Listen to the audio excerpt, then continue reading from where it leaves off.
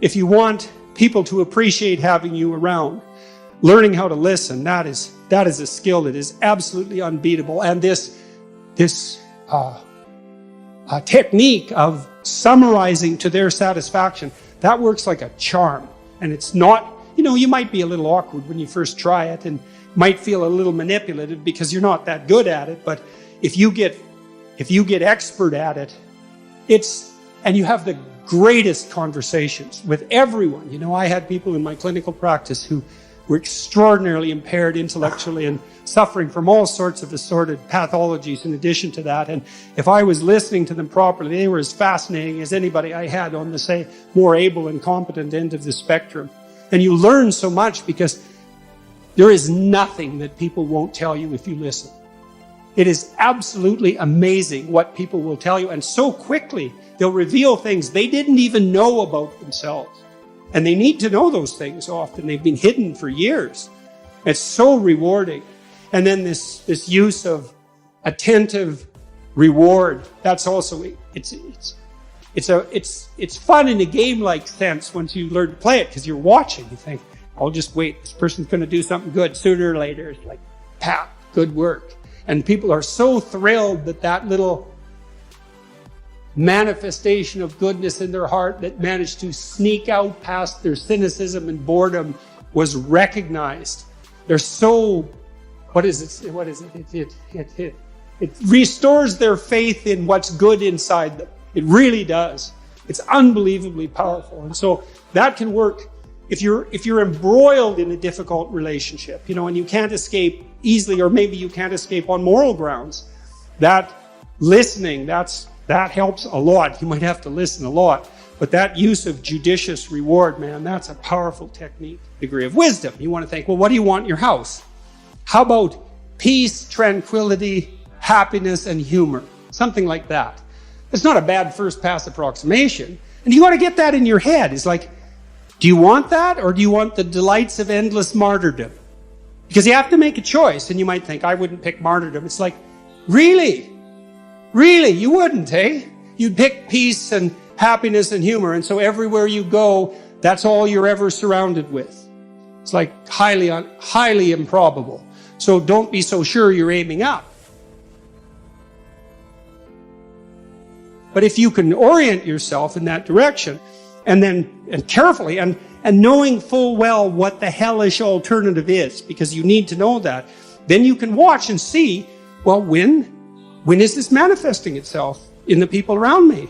And then you can tell them in detail, I noticed today we're having a discussion at dinner, and you made a spectacularly witty remark right at the right time, and it was provocative but not annoying, and so good work. And then the kid thinks, oh my God, you noticed? And then he's like twice as funny the next day, and maybe not in some unbearable manner. And that really works. It really works. But like I said, you have to quell the envy that would otherwise beset you, and you have to want to aim up, and then you have to not be jealous of the other person's goodness, and you have to be extremely attentive. But man, as a transformation technique, even in extraordinarily difficult relationships, which goes back to your point, there isn't anything I know of that's more effective.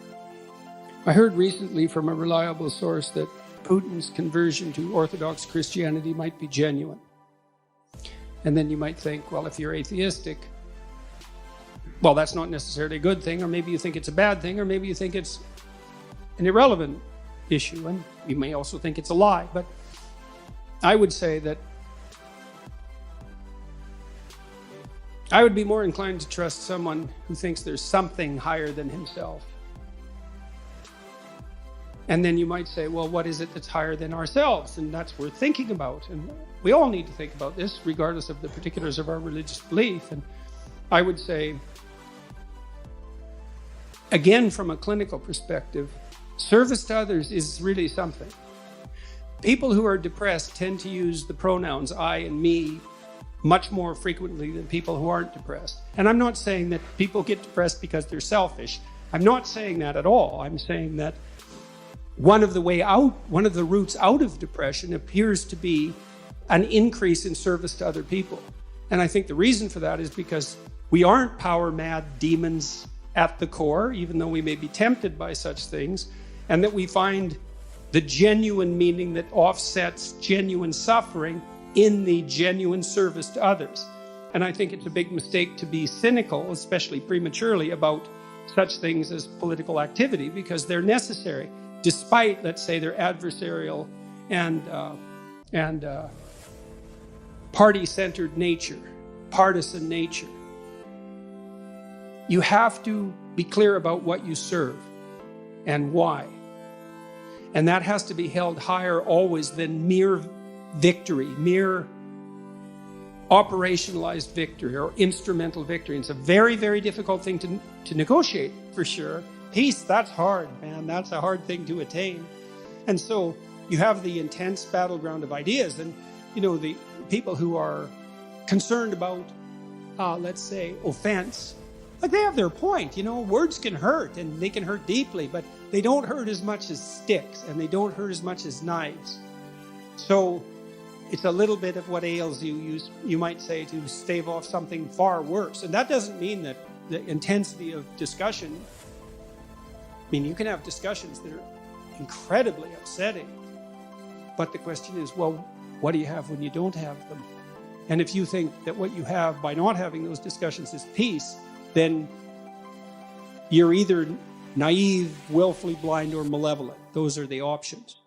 So, I mean, I've seen in my clinical practice, one thing I got deeply convinced of, and it wasn't something I wanted to be convinced of, I would say, is I never saw anyone in my clinical practice ever get away with anything.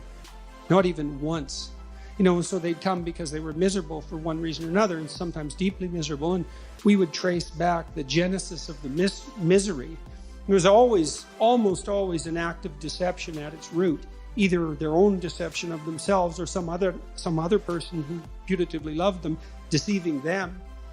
And so it was unbelievably painful to walk through that in this free speech sort of manner. But the alternative, which was living with the insane tension that accompanies the unrevealed truth, let's say, in the bosom of a dysfunctional family, like, as terrible as it is, wading through the monstrosities, living with them endlessly as they grow, that is I don't care how you think philosophically or ideologically, you bloody well know that what I just said is true. So, and that's true even when you're interacting with an infant or a small child. It's true when you're dealing with someone who's elderly and virtually incapacitated in every way. You still see that divine spark, for lack of a better term, and we do lack a better term, by the way. You see that everywhere if your eyes are open and if you're willing to see it, and to the degree that you're responsive to that, then your actions are guided by love and your words are guided by truth.